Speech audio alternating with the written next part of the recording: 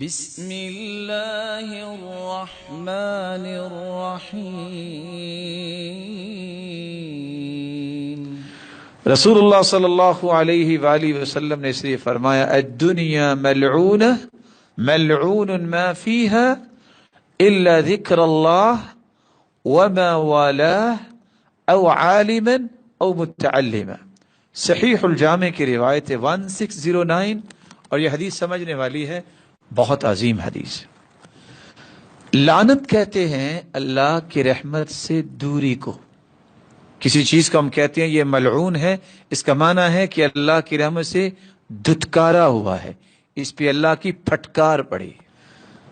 رسول اکرم صلی اللہ علیہ وسلم نے فرمایا دنیا ملعون ہے۔ گویا دنیا کیا ہے؟ اللہ کی رحمت سے دور ہے۔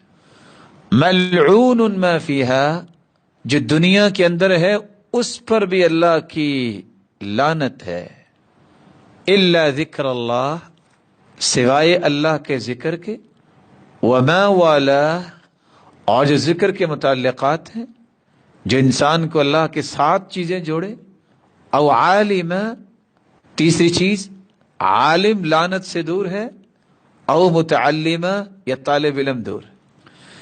تو اللہ کی رحمت کے سائے تلے چار چیزیں آ گئی: عالم علم والا، متعلم سیکھنے والا، ذکر اللہ اللہ کا ذکر اختیار کرنے والا، اللہ کے ذکر کو زندہ رکھنے والا، اس کو اپنی زندگی کا مقصد بنانے والا۔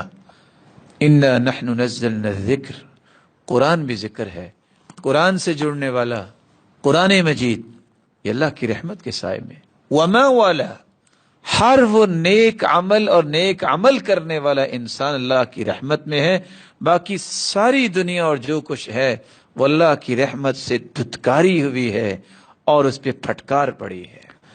اور ویسے بھی دنیا کو دنیا اس لیے کہتے ہیں، یہ دنون سے ہے، جلد یہ زائل ہونے والی ہے۔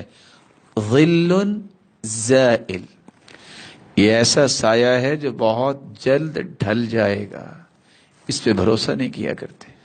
دنیا کی واحد چیز ہے جو بھروسے کے قابل نہیں ہے، جس کو دنیا کہتے ہیں، کہ انسان کہتے ہیں پتہ نہیں یہ ہوگا اور یہ ہوگا، ایک سیکنڈ نہیں لگتا انسان کا اور انسان ختم ہو جاتا ہے، اور انسان اپنے سارے کے سارے خواہشات کے پلندے لپیٹ کے قبر میں ساتھ لے جاتا ہے۔ اگر وہ زندگی میں نیک خواہشوں کو لے کے طمع اور حرص نیکی کی کرے تو قبر بھی روشن اور حشر میں بھی اللہ اسے انعامات سے نوازیں گے۔